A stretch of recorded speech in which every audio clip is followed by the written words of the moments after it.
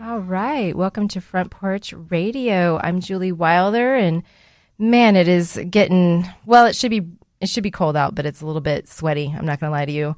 But I've been doing some kind of serious shows lately, and I was like, Summer, you need to come on the WPRK and help me lighten the mood.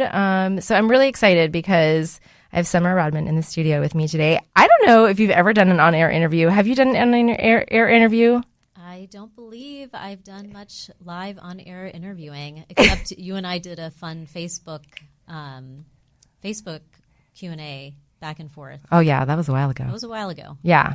Well, welcome to WPRK. It's super fun to be in here. And I'm glad, I finally got you in the studio. I rebooted not too long ago. And yeah, it was just kind of like in this election lead up, and it's just been a little dreary around here. Let's just say that. Yep. So for those of you who don't know, Summer is, got deep roots here in Orlando. She, is the current owner of, Center Street. What's the tagline? Center Street, a place for the heart. All right. Get a little bit closer to your mic. Okay. Yeah. Maybe pull the mic there. Yeah, there you go. You're good. I just want to make sure everyone can hear you.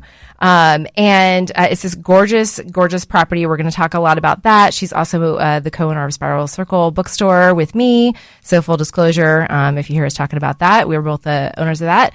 But you have like some really deep roots here that I just think is such a fascinating story. Most of you might remember the Amazon Hose and Rubber building on Princeton Street because it had this really cool mural on the side. Yep. But that company was around forever, and that was part of your family legacy. And I would love to hear you talk a little bit about Amazon and your legacy there. And I've seen you transition out, selling the family business in the last couple of years. Yep. But it's just a real cool Orlando story. Yeah. We moved here in 1981 with my family, and that building on Princeton, it was once Smith Street, then Princeton. Yeah, it had that great mural that was of the Amazon River Basin, showing each layer of the Amazon, which is where gum rubber came from. Which gum rubber, as in like the rubber that is used everywhere. Well, originally it's how hose was made, right? Okay, and so my grandfather on my mom's side started the business in 1919. What was your grandma's name? Lorena Jacoby. I've always just heard her as the grandmother. Reen Jacoby. She was a character. So yeah, we moved here, and over the years made Orlando the headquarters. It was a regional business, mm-hmm. And yeah, for a time, my mom, my grandmother, and I worked together, which was pretty cool, 3 generations. My grandfather died pretty early on, so it was a woman-owned business since 1973. Which is really like busting up something right there. Yeah. And especially in kind of like a male-dominated industry, I would think. Yeah, for sure. Yeah, she had to be a real character. Was like out of Ohio, and yeah, she was a Spitfire. Yeah, short and mighty. Short and mighty. And so that was like you had a really incredible experience growing up, more so than a lot of women in your generation, because you grew up watching your grandma being the boss, mm-hmm. and then your mom, and then it was. I'm assuming you kind of just assumed you. How did that work out? Were you like, oh, I'm recruited no matter what, or pretty much? It was definitely do you want to do this or not, from far too young an age to know what if you want to do something or not. But yeah, I started working for my grandmother, really, and doing things for her, and working in the Orlando location. The mural was one of my brainchildren. Mm-hmm. I also got the inventory off of like inventory cards and onto a centralized computer system. Oh, you're bringing in the modern technology. Mm-hmm. Look at you. Yep. So I did that, and then I took a break from Amazon and got my MFA from Naropa University in Boulder. And then when I came back, I just was fully engaged in the business. My grandmother had passed, and it was my mom and I. And 3 years ago, sold the company. It was 102 years old. That's incredible. Yeah. It was an incredible journey for me. That was such an amazing part of my life. Amazing people there in the warehouse. Amazing team. Just super grateful for that life experience. Yeah. I mean, I remember when you were going through the process of like getting ready to sell it or whatever, like it was so old of a company that like paperwork that should have existed didn't exist. Like there were like, it was just, it was like such an old company. There was like things that didn't even make sense. Yeah. I called them the Amazon mysteries. Oh, man. But it's so interesting because Orlando has a lot of, businesses that have kind of been legacy businesses. That's the oldest one that I know of. Do you know if there's any other company that's that old in Orlando? Lawton Printers. Okay. Yeah. Wow. Yeah. That's a very old Orlando business. But yeah, a lot of them, because margins are so tight, have just, been sold and, closed or sold, or the family loses interest or whatever happens. But I think about like the district, like we're in the Mills 50 district. And, there's like Colonial Photo and Hobby's been there for so long. And I mean, I guess a lot of people don't know, but Publix actually started in the Colonial Photo and Hobby building. Oh, that's cool. Isn't that interesting? Yeah. So that's a little bit of a lore for you. That was their original location right there. And so obviously Publix is still around, and they've made a great success for themselves. But yeah, I mean, Colonial Photo Hobby's been around for a really, really long time. There's a bunch of stuff right in that intersection that's been there for a really long time. And it just says something about, the character of the industriousness, I guess you would say, of small business owners, but also just, the community around it. Spiral Circle. Spiral Circle. Since 1975. Turning 50. Amazing. It's crazy to me. Yeah. That's great, especially for a bookstore to be around that long. I mean, luckily, that was mostly thank you to you for spotting, a gem. And I was joking after you got the retreat center. I was like, oh, you're just like, saving all of the spiritual, like legacy businesses in town. Collecting things. Yeah. Close to the heart. Yeah, for sure. Absolutely. So, let's talk about a little bit. Hey, why not? Let's talk about Spiral Circle for a minute. Okay.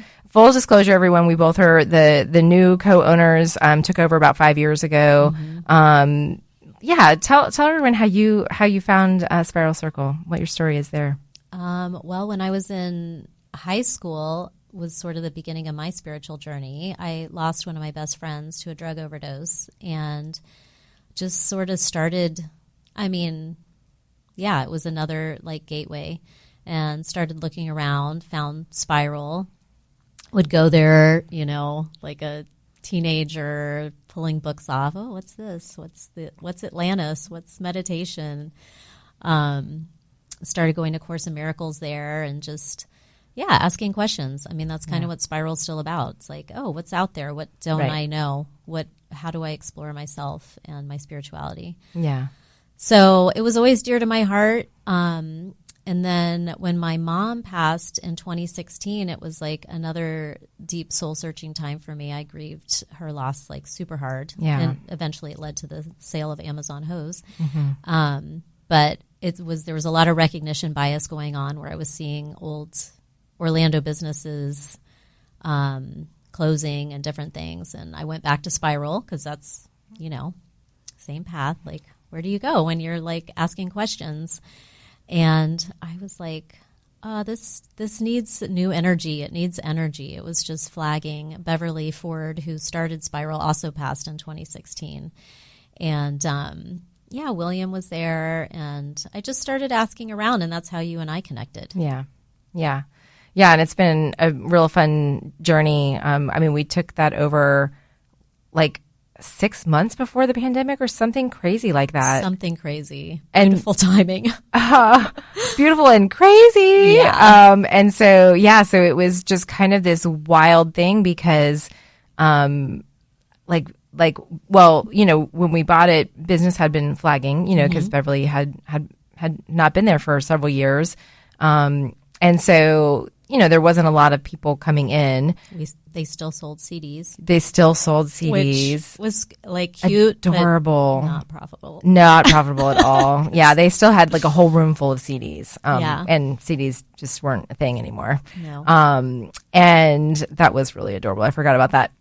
But yeah, and then the pandemic happened, and we were like, okay, what is going on? Because like then there was the shutdown, and then it started to open back up where people could wear masks and go out. Yeah. But then people it was like the only indoor sport people could do was like do like retail shopping, because they weren't going out to the bars or bowling and reading. A lot of people were reading during that time. A lot of people were reading. A lot of people were seeking like crystals were blowing up on TikTok. So we went from like doing like not that much in business to like we did $1 million that year that the pandemic was in, which it's been in a decline ever since. Not because of anything we're doing wrong, but just because there's more places for people to spend money, and they are going out and having experiences and, concerts and stuff like that. But it was definitely like the craziest like ramp up. Yeah. Yeah, it really was. But the building looks beautiful. You did a lot to like, it kind of looked like a little bit of a haunted house there for a little bit. It did. And it took us a year or two to get a sign, a Spiral Circle sign. But yeah, I created a lot of nice outdoor spaces for people to meet. It's so fun to meet friends up there and spend time looking at stuff and grab a coffee from Lineage there's just so many great little businesses around there. There really, really are. And so, I know one of the reason people come in is because they just want to be in the energy there, and a lot of what you did to beautify the property just like it's just so calming, and it feels like you're in a garden, And it smells so good in the store. It does. It does. Smells good, feels good, lots of smiles. We have an amazing team. Some of them have been there. Ruth's been there. She doesn't even know how long. Yeah. Decades, a lot of Orlando people have been going there on and off. Yeah. Our lives go up and down, and it's nice to have a place to return to. Yeah. Yeah.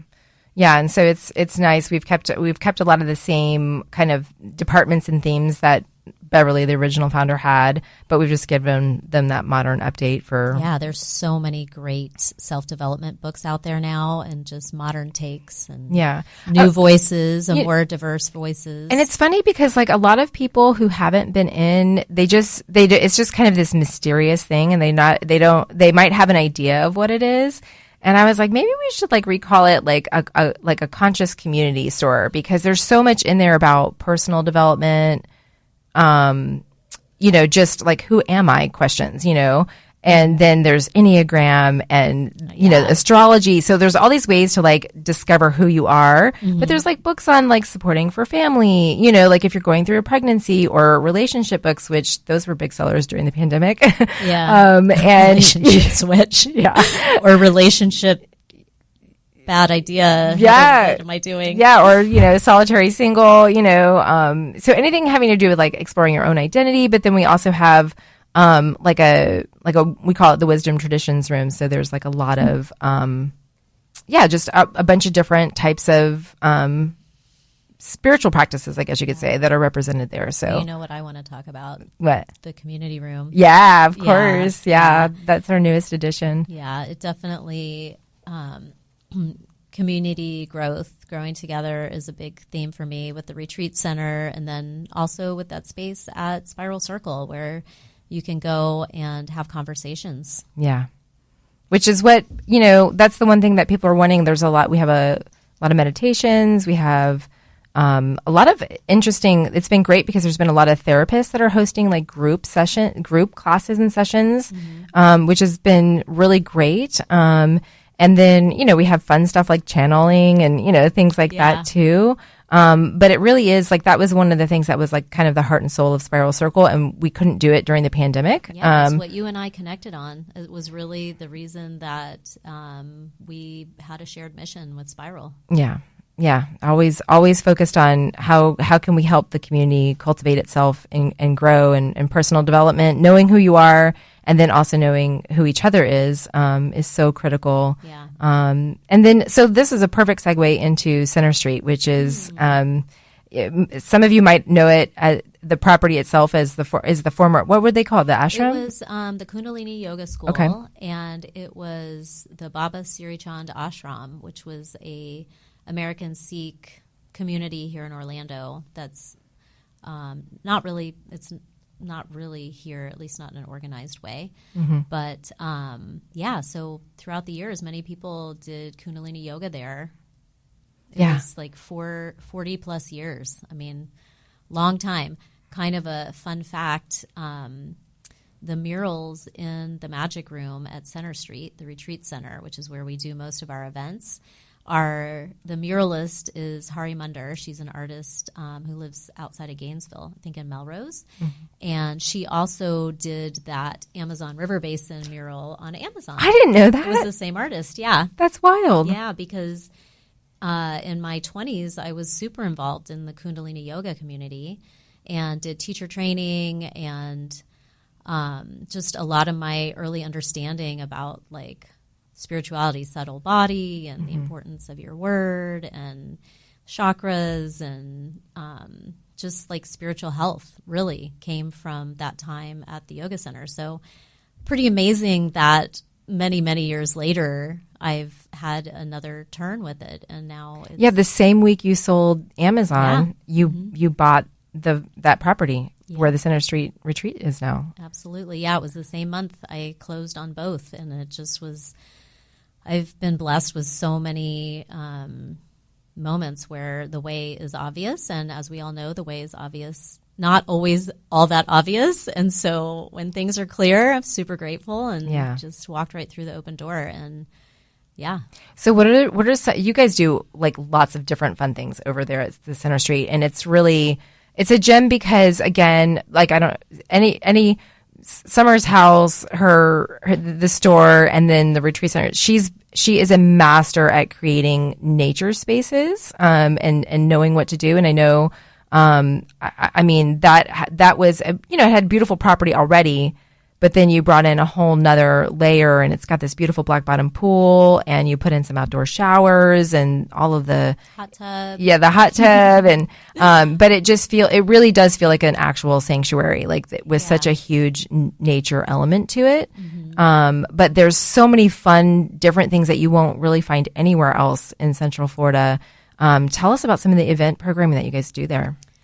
Well, I'm super passionate about collective growth. I feel like growing together is just a more efficient way, sharing information, sharing experiences, sharing, different viewpoints on things. So we have a lot of different kinds of events. We have meditation and breath work. We do ecstatic dance events, which is just sort of joyous celebration. We like to include, make things feel like experience design is like super important. Iman is the director and she's big on that. So we might have a cacao ceremony and lead into the ecstatic dance. We have had a number of concerts with people that travel and do house concerts, including some really very talented sound healing.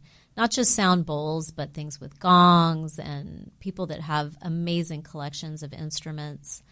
Yeah, and they travel all over and they come in and do their thing here. Yeah, so we really want to, encourage the arts and the imagination, and we like to journey together and keep things fun and light. It's not so much a space of teaching anything specific. It's very secular, but it is about exploring life together and learning things, life skills.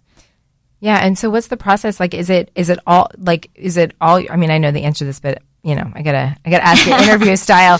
But I know some of the programming you guys put on yourselves, but if somebody is listening right now and is like, ooh, I want to have an event there, like what are the kinds of things that you have on your dream board? Like how do people get involved? Like, is it like, how does the rental work? Just things like that so that people can understand like what size, what size space, what size group, like Are there overnights, like slumber parties? What's going on? Tell us. Oh my gosh. Yeah, we did have that pancakes and onesie family event. So that was a fun Sunday. It's basically, it's a big house and it sleeps 15 people. So we have combination of different kinds of events. So for example, we have a woman who's very well known in the UK that's doing a week-long rebirthing retreat. And people will stay at the house for that. She's bringing in pools, and it's a whole week-long rebirthing process. And in that case, we were contacted by that practitioner, and they are basically renting the space for their event, and then we co-market. Right. And then sometimes we put on our own events. You know, we have a men's group that meets monthly and some different community events. The Pancake and Onesies event was ours. So we do put on some of our own events. And then we also have people that are doing like more consciousness-based corporate retreats. So they might rent the space and we would help create a bespoke retreat for them. So when we've done that, we've had yoga, we've had breathwork practitioners. We help lead an opening circle where we set intentions and everybody really settles into the space, and a closing circle.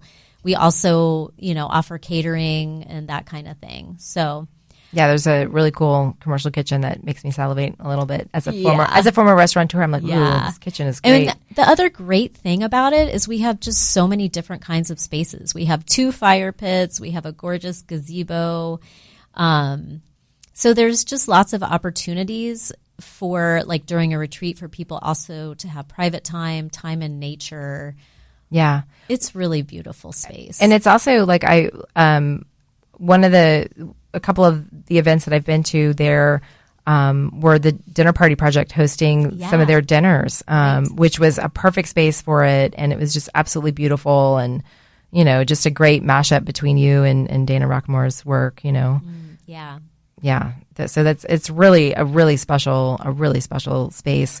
What are some things that you dream about for the future for there? Like what hasn't happened that you want to have happen? Well, one thing I'm really excited about is at the end of February, we're going to have this woman, Gigi, coming from Boulder, and it's going to be a women's somatic experience retreat. So I would like to have like quarterly, like some more intense weekend retreats where people that live in Orlando don't have to travel but can have like a deep experience. So I'm excited about that. What else? One of the things that I love about it is that it's so immersive. Once you're inside that space, we have these big, beautiful wooden gates that you can shut, and it's like you're in a whole other place. So I really like the idea of being able to disconnect with others and have a group experience over 48 hours. So I'd also like, more like thought leaders to come and speak to us. We've had a few events around like narcissism and like different learning events. Mm-hmm. So I'd love to be bringing more thought leaders from other places here to talk to us, Orlando people. I'm not saying that we're backwards, but we just need like an infusion with some fresh ideas. Yeah, I feel like the Center Street retreat space is kind of in the same, like, Timucua House is the right. Other thing that I think of. It's this it's home. They're both home-based, centers, right? And there's like an art of hosting that goes on at both. Yes. And it's just a really like grounded grassroots kind of approachable, authentic, like cultural center. And excuse me, obviously, Timucua House is more entertainment focused. Right. But and you guys have more of a spiritual focus to what you're doing. But like it's iconic in the same way that Timucua House is iconic to me. Yeah, we're actually going to be partnering with Timucua next year. Oh, see? Yeah. I was onto something. I know. Well, Timucua has some really wonderful events over there that really do overlap. So we're going to start trying to do like a quarterly event with them. Yeah. Our space is a little different from their space. Yeah. But there's the community of people in Orlando that are bringing joy and light and, edges to our world here. It's a tight community. So it really is. I'm going to remind everyone, if you're just tuning in, you're listening to Front Porch Radio. My name is Julie Wilder, and my guest today is also my business partner isn't even the right word, friend, cohort, community builder, Summer Rodman. I was just like, yeah, we got to, we had errands across the street. I was like, yeah, come on the radio and let's play. And so we're talking about, her incredible, space, which is the Center Street Retreat, which is up in Altamont. And, it's right behind the mall and like the water pressure tower. There's got to be some symbology for that. I know the water tower. It's like, is it a UFO landing? Is it, yeah. It's so funny. It's so funny to me that is there. Mm-hmm. But one of the things that a lot of people may not know is that you and your program director, Aman, have been going to Burning Man for many years. Which a lot of people who are on the West Coast are super familiar with Burning Man. And I think people have an idea of what Burning Man is. But you've been what would you say, 5 times now? I've been 5 times. Yeah. I think the first time was 2017. Okay. I've been the last 3 years in a row, which has been a treat. Each year, completely a different experience. But yeah, that's something that Aman and I really bonded over when we met. And it was a shared, Burning Man, is it's a concert and it's known for being a place to be free. But it also has a really strong culture around. I'm looking at they have 10 principles, and radical inclusion is one. It's respecting the stranger, inviting them in. It's a very inclusive environment. The different camps make sure that they have new people coming in every time. Gifting and generosity. It's not a bartering system at Burning Man. It's really about giving of yourself, things that people make things, people create experiences.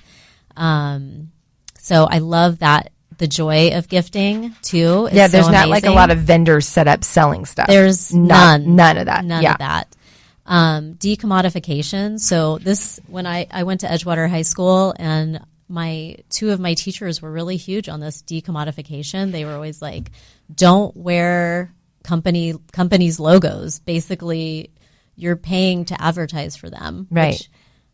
So Burning Man, is kind of a no logo space, and people that rent U-Hauls try to change them up so you can't. I mean, everybody knows what it is, right, but right, it's really fun to live in a logo free world for a minute. It also has radical self-reliance, and so it's really about bringing what you need to survive for a week. And also a big part of it is it's a rigorous environment. It's hot, it's dusty, there is no time. You're in a field where anything is possible. And so it's pretty easy to get dysregulated. Right. So, really taking care of yourself emotionally and getting the sleep, making sure you eat is a big part of it. Communal effort, which is very much Center Street. Besides Aman and I, we have a lot of regulars that come to events and people that support us with different things. So I really have, over the years, tried to move to thinking communally and living more communally in general. Radical self-expression is a big one. Which is what we all see from outside of Burning Man. We see the pictures of people dressed crazy. Yes. But it probably makes perfect sense at Burning Man. Everything makes sense at Burning Man. That's one of the joys of it. And then things like Leave No Trace. I really like participation. It's not a place where you go to gawk. They really are, it's not a spectator sport.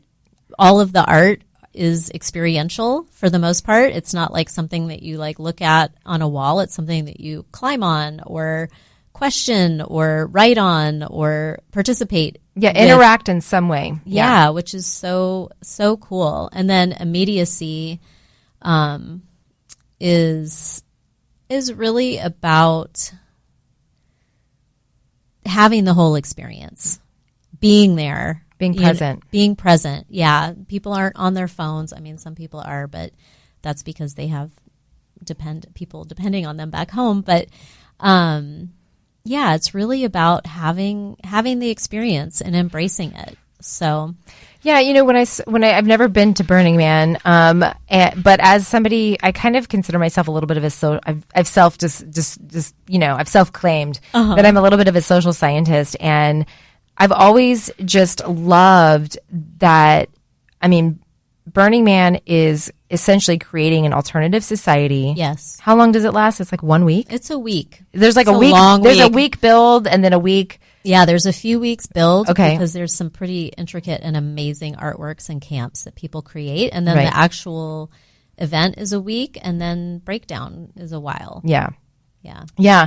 But I feel like in order to, because, I know for the last 25 years, I've been looking at alternative economies, things about, creating resilience, not just ecologically, but also communally, like in terms of, everyone is like, I just want to live in a tiny house on a piece of land, and, right. And so I feel like going to Burning Man is a way to immerse yourself in an alternative for a bit.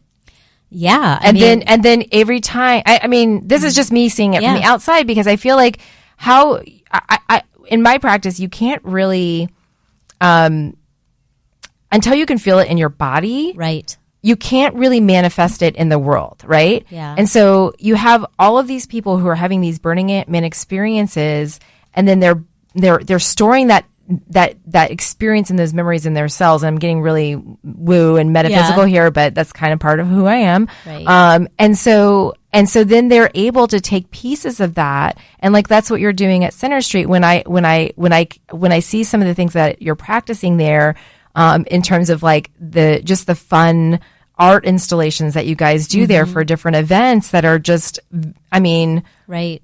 So creative and so beautiful. So I mean, I guess I'm just kind of that's another throwing thing. up my thoughts about Burning Man at you. And yes.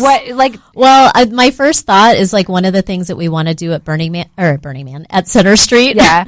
is it's called the Temple of Shared Arts. Ooh. We haven't made it happen yet, but we want to, and it is going to be a space where people can share. They can make something and share it. They can have an experience of, sharing tea or having, it can be really pretty out there and imaginative, painting, different art. But so we want to have Temple of Shared Arts.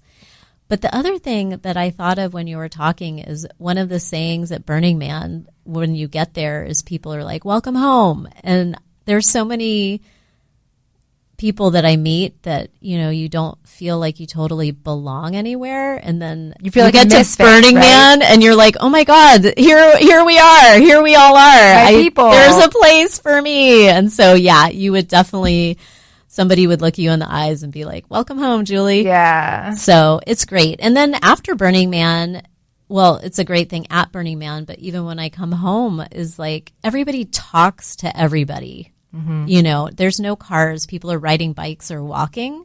And so, this year, like one of my favorite afternoons was just sitting in our camp, and the people that just walked up, we met a guy called Farrell, and Farrell was a show in and to himself. So yeah, I love just even the radical idea of talking to strangers. Mm-hmm. And getting to know, laughing together, getting beyond like, what are you up to today? Yeah, beyond the artificial. Like it seems like a really authentic way to like you said, just the self-expression, and you get to wear whatever you want or nothing at all. Yes, exactly. And are there a lot of kids there? There's quite a few kids there. Okay. Kids are very natural at Burning Man. Yeah. They just fit right in. Yeah. Because everybody, it's a chance to, that like radical self-expression is like, I'm going to wear what I feel like wearing and talk to the people that I feel like talking to and stay up all night and drink cold brew at past 4:00 in the Yeah, afternoon. It's so taboo. I know. I'm going to get caffeinated.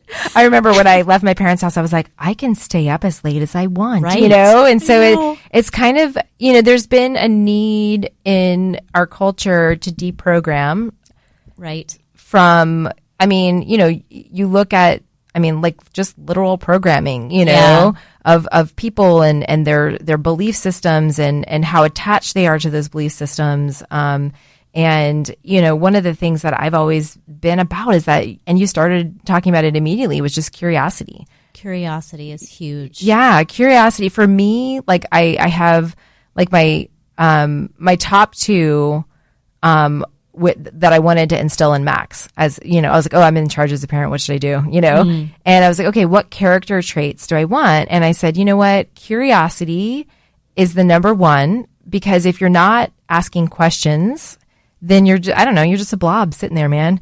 Totally. But then you also have to have courage to do something with that curiosity. So I feel like if you have curiosity and courage, those things can lead you to things like compassion and, all these other, words or whatever. But I just feel like those two things. And I feel like from what I see from the outside with Burning Man it's a brave space, Yeah. It's a safe but brave space, right? Yeah. I think part of curiosity is experimentation, doing experiments, asking questions, being curious. What happens if I do this?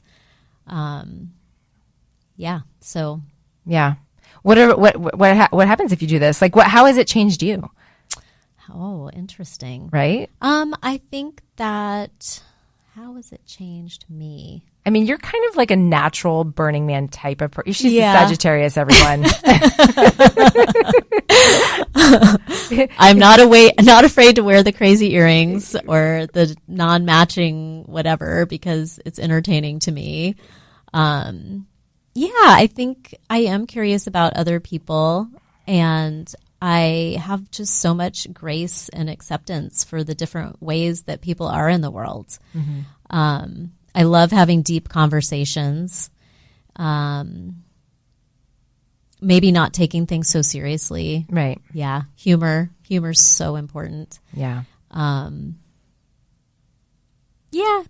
And just like questioning all the dominant paradigms. I've been divorced for 6 years, and just expanding my idea of relationship, being in relationships, and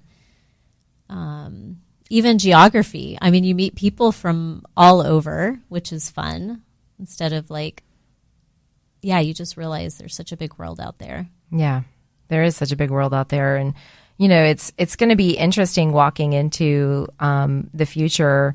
We haven't talked about it much because even though we're in business together, I'm busy, you're busy, we're both doing different things. Yeah. But this whole Pluto moving into Aquarius thing is so intriguing, and very, very interesting. And so, we just have this, in a way there's something in there I want to say about fantasy and fiction and reality. Because that's really what Aquarius is about, and Pluto is all about shaking things up, right? Right. And so I've been looking at the news and I'm like, what are we in a Dan Brown novel now? I'm just Right. what is even happening, And so, but I can see things like Burning Man, which has a very Aquarian vibe to me. A very organized vibe as well. Because you would think it would be a free for all, but it's actually very organized, very practical and organized, People right? are so passionate, and they really plan. Yeah. They plan on having a really good time. Yes. And doing it so that every I is dotted and every T is crossed, so that they can just have the best time. Yeah. Once it all begins. So I wonder what is there any talk within that community about how, I feel like it's something that spreads organically over time. That's the best way to change any culture is just through time. Yeah. Is there any kind of, common thought coming out of Burning Man about how that can kind of spread into the bigger culture, or? I know that the Burning Man community and governance, whatever it is, like there's a lot more regional burns that are smaller. For example, there's the Love Burn in Miami that's in February, I think. And a lot of people get involved in those, and they're making art all year round, which is pretty cool. And yeah, I think the principles that I kind of went over are something that they're really, trying to spread in other ways so that it's not just this like one experience. Right. Yeah. Yeah. It'll just be very, very interesting to watch it. The fact that it's even happening at all, like that's even allowed to exist, right, is kind of interesting to me. Just because it seems so countercultural, right? Yeah. Well, I mean, the human spirit is alive and well. Yeah. Indeed. It is. Yeah. We've talked a lot about Burning Man, but it's just a fascinating topic to me. And I just love anytime people are getting together and being together and doing it in a principled way, like you were talking about. And then using that as essentially a technology to transform a culture. Because we talk a lot, especially, recently a lot about changing things from a political angle or from a capitalist, like how do we, I'm a social entrepreneur, so I try to transform business from within the same structure, but it's just something that's like so far out, for a lot of people, but it's actually not that far out now. I mean, I don't know. I think a lot of people can look at that and go, yeah, that's cool. Like, I don't know, 20 years ago, that would have just been outrageous, and now it's just like, oh yeah, of course that exists, Right. So that's, it's working is all I'm saying. Yeah. That's all I'm saying. Yeah. Well, if you want to have a local and accessible taste of maybe some of inclusivity or experimentation, you can always come to Center Street, and meet a lot of great people. I think one of the most gratifying things about Center Street for me is over time having been at events and seeing people connect and then come to events together and then having a social life outside of Center Street together. Are you saying you can meet fine fellows or you can meet all kinds of fine fellows and women? And yeah, for sure. And a lot of people that have moved to Orlando come there and they're like, I have been looking for my people since I got here and I finally found them. Yeah. So, yeah, and you guys aren't exactly waving a flag around, you're just casually hanging out and doing your thing and letting it grow organically, which is the best kind of way. Yeah. Yeah. We don't have like a schedule of same things over and over. Each thing is kind of a standalone event. So it's something that's always different. Where can people find you? Is there like one? Oh yeah. You can go, our website is centerstreet.community. Instead of community, of course. And then on Instagram and Facebook, it's Center Street, a place for the heart. And our logo is like a snake biting its tail with a big heart in the middle. Yep. Yeah, it's so sweet. I think one of my favorite things to do there, or my favorite moments, of course, I've been to several events and they've all been beautiful, but what I love is that there's like this kind of open tea bar, like you just make your own tea and everyone just makes a tea after an event and they all just start talking and, it's just a great way for people to just build those lasting bonds, not just transactional. You know what I'm saying? Yeah, there's kind of an expectation of like, you're here. Who are you? What are you up to? Yeah. And I think also having community in the name, coming from some of you may know that I used to be the co-owner of Dandelion Community Cafe. Not the one at the end. That wasn't me. I have to just say that I was there. I left 5 years before it closed. But having community in the name, it sets an expectation that we're all going to be friends here. Yes. We're all going to be real and authentic here. And people just tend to, I don't know, behave. I don't know if that's the right word because that sounds terrible, but they come as their best selves. Yeah. They show up as their best selves. And a lot of people come by themselves for the first time, not knowing anybody. And of course there's people that are like, hey, who are you? What are you doing? So it's definitely a safe space. Yeah, it is a great space.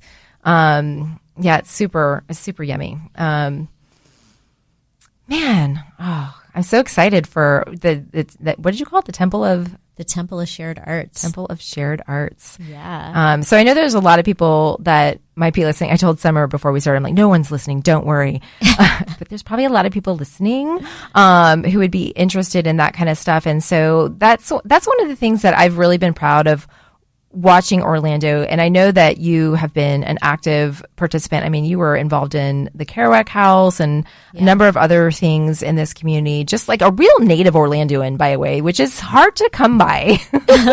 Yes. And so, like, you know, I will say that one of the things I've noticed since, I guess, beginning when my career in Orlando began, my time in community began with Dandelion, and watching people go from that kind of spectator, and I've talked about this many times actually, even on this program over the years, but going from that spectator, oh, like, this is cool, you know, da da da da, but then there becomes a point where people are like, oh, this is actually cool, but like, what can I do? Like, how can I, what is my offering for Orlando? Like, what can I do to add value to the community?